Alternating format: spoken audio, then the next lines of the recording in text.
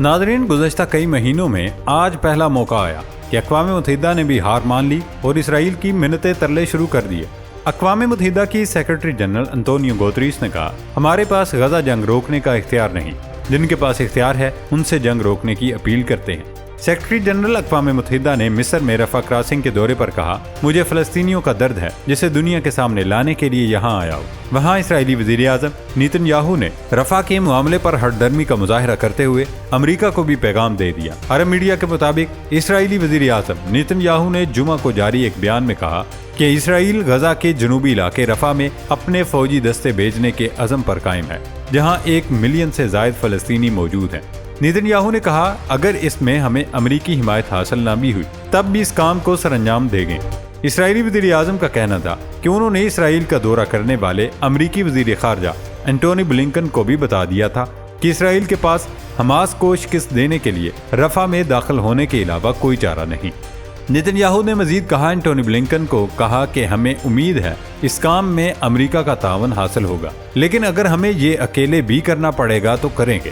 دوستو، نیتن یاہو کی دھمکی اتنی طاقتور تھی کہ امریکی وزیر خارجہ اینٹونی بلنکن فوری طور پر مشرق وسطیٰ کا دورہ مکمل کر کے اسرائیل پہنچے، جہاں انہوں نے نیتن یاہو سے ملاقات کی، جس میں غزہ سیز فائر اور انسانی امداد کی فراہمی پر بات چیت کی۔ لیکن پلان وہی ہے کہ امریکہ ظاہری طور پر تو مذمت کرے گا، لیکن اسرائیل اپنی کارروائی جاری رکھے گا۔ اسی پلان کے پیش نظر حماس نے متنبہ کرتے ہوئے کہا، اسرائیل کو رفح آپریشن سے نہ روکنا امریکہ کو مہنگا پڑ سکتا ہے، کیونکہ امریکہ میں صدارتی انتخابات قریب آ رہے ہیں۔ صدر جو بائیڈن اسرائیلی حملے رکوانے میں ناکام دکھائی دے رہے ہیں۔ غیر ملکی میڈیا نیوز ویک کے مطابق اسرائیلی وزیر اعظم کی ہٹ درمی بڑھنے کے باعث امریکی صدر جو بائیڈن کی مشکلات میں دن بدن اضافہ ہوتا جا رہا ہے۔ یہ بھی کہا جا رہا ہے کہ امریکہ اور اسرائیل کے درمیان آئندہ ہفتے ہونے والی بات چیت میں گرما گرمی بھی متوقع ہے۔ اسرائیلی حملے رکوانے میں ناکامی امریکی صدر جو بائیڈن کو صدارتی انتخاب میں بھاری قیمت چکانے پر مجبور کر سکتی ہے۔ بائیڈن انتظامیہ چاہتی ہے کہ جنوبی غزہ کے رفح میں پناہ لیے ہوئے 11 لاکھ سے زیادہ فلسطینیوں کو نشانہ بنانے سے گریز کیا جائے اور ان تک بڑے پیمانے پر امداد کی رسائی کی راہ ہموار کی جائے، جبکہ در حقیقت اسرائیل اس کے بالکل برعکس کر رہی ہے اور انہیں روکنے والا کوئی نہیں۔ یہی وجہ ہے کہ امریکی صدر جو بائیڈن کے لیے یہ بہت مشکل وقت ہے، کیونکہ وہ اسرائیلی قیادت پر رفح میں آپریشن سے باز رہنے کے لیے دباؤ ڈال رہے ہیں، مگر وہ ماننے کو تیار نہیں۔ دوستو، حماس کی جانب سے واضح دھمکی کے بعد امریکہ بھی محتاط ہو گیا اور اسرائیل نے بھی ہوش کے ناخن لیے۔ اسرائیلی نشریاتی ادارے نے اپنی ایک خبر میں دعویٰ کیا کہ اسرائیل حماس کی اس درخواست پر غور کر رہا ہے، اگر وہ تحریک کے اعلیٰ عہدیداروں کو غزہ کی پٹی سے باہر جلا وطن کر دیتے تو انہیں قتل نہ کیا جائے اور جنگ روک دی جائے۔ حماس نے کہا ہے کہ وہ یہ ایک تجویز ایک معاہدے کی صورت میں پیش کر رہی ہے، جس میں اس کے بدلے میں غزہ کی پٹی میں اسرائیلی فوجی کارروائی روکنے، تمام مغویوں کی رہائی، فلسطینیوں کے گھروں کو واپسی اور غزہ کی پٹی سے اسرائیلی فوج کا انخلاء شامل ہے۔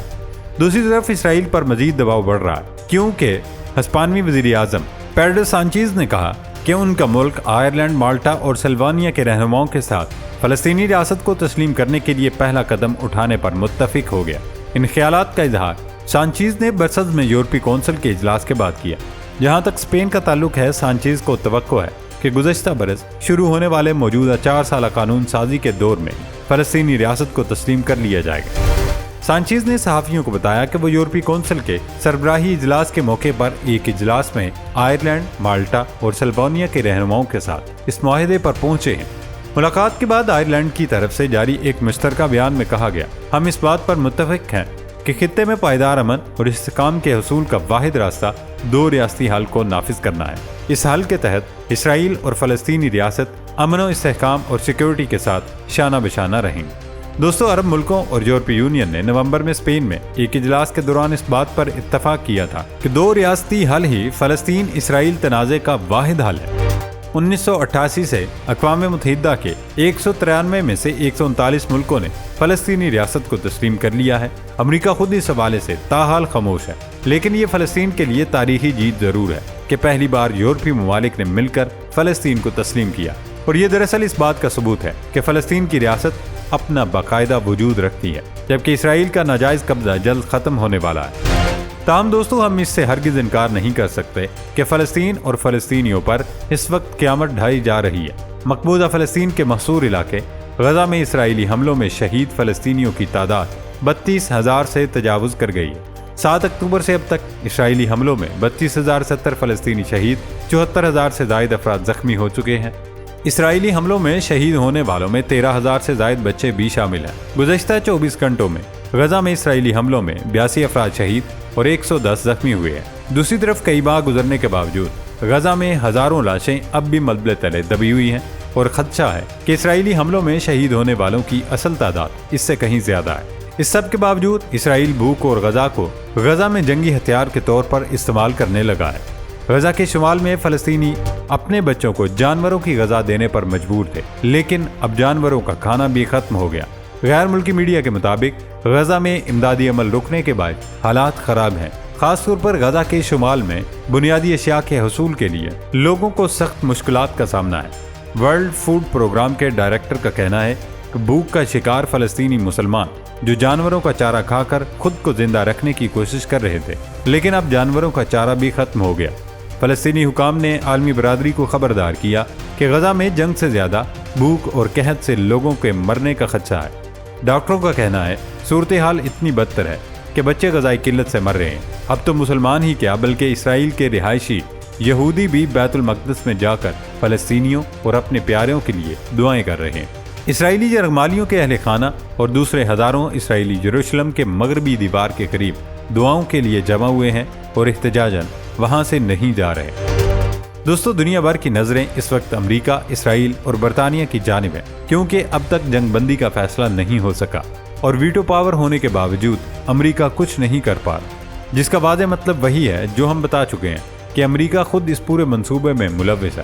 اسی طرح اسرائیل بھی کسی منصوبے پر راضی نہیں ہو رہا۔ اب جا کر کہیں اسرائیل نے ایک شرط مانی ہے، لیکن حماس اسرائیل سے کئی گنا زیادہ چالاک تنظیم ہے، جو نہ صرف ایک دن یا مہینے کے فائدے کو دیکھتی ہے بلکہ وہ ہمیشہ کے لیے یہ چیپٹر ہی ختم کر دینا چاہتی ہے۔ اس لیے اسرائیل کی شرائط نہیں مانی جا رہی اور امریکہ تک کو دھمکی دی جا رہی ہے کہ اگر اسرائیل نے حملہ کیا تو امریکہ کو بھی بھگتنا پڑے گا، جبکہ امریکہ اب بھی بھگت رہا ہے۔ ان دنوں وہاں انتخابی مہم جاری ہے، لیکن جو بائیڈن کہیں بھی نہیں جا سکتا۔